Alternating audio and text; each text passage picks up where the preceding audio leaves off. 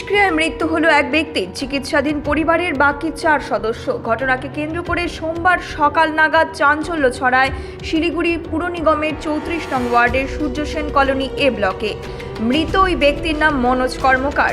জানা যায় ওই পরিবার সূর্যসেন কলোনির ওই বাড়িতে ভাড়া থাকতেন ও পেশায় তিনি টোটো চালক ছিলেন।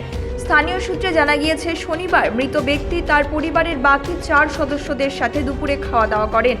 তারপর থেকেই তিনি, তার স্ত্রী, 2 ছেলে ও 1 মেয়ে অসুস্থ বোধ করেন। রাতে বাকিরা ওষুধ এনে খেলেও মনোজবাবু তা খাননি। পরবর্তীতে তাদের সকলের শারীরিক অবস্থার অবনতি হলে রবিবার শিলিগুড়ি জেলা হাসপাতালে মনোজবাবু সহ পরিবারের সকলেই ভর্তি হন।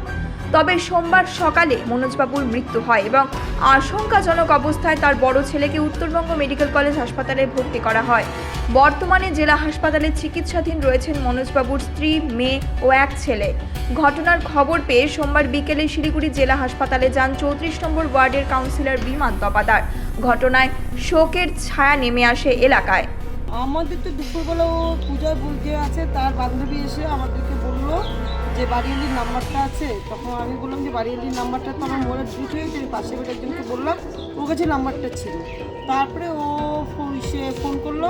ফোন করার পরে বললো যে এরকম আমার বাবা এরকম মারা গেছে। ও বান্ধবীটাকে বললো। তখন আমি যখন আমার কাছে নাম্বার দিতে আসলো, তখন আমি বললাম যে তুই কী করতে নাম্বারটা নেই। তখন আমাকে বললো এরকম আমার বাবার তো এরকম খাওয়ার প্রয়োজন হয়ে গেছে, খাওয়ার মধ্যে বিষাক্ত কিছু করছিল। আমরা সবাই খাওয়া দাওয়া হলো।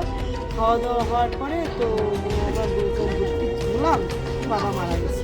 তারপর বাড়ি এলে খবর দেওয়া, বাড়ি এলে আশেপাশে কথা বলতে কাউন্সিলরকে জানাইলাম ব্যাপারটা। কাউন্সিলর বলে ঠিক আছে আমি দেখতেছি। তারপরে তো শুনি যে ওর মেয়ের সাথে আমি নিজে করে কথা বললাম।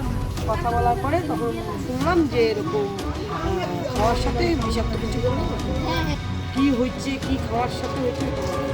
ফ্যামিলিটা ভালো ছিল, কারোর সাথে এত বছর ধরে ছিল যে এত 2 বছর আমাদের এখানে 1.5-2 বছর ধরে ছিল যে কোনো রকম ঝামেলা নাই, কিছু না, খুবই ভালো ফ্যামিলি, ভালো আমাদের একটা সূর্যসেন কলোনি। শিলিগুড়ি থেকে দেবিকা দত্তের রিপোর্ট, নিউজ মেট্রো।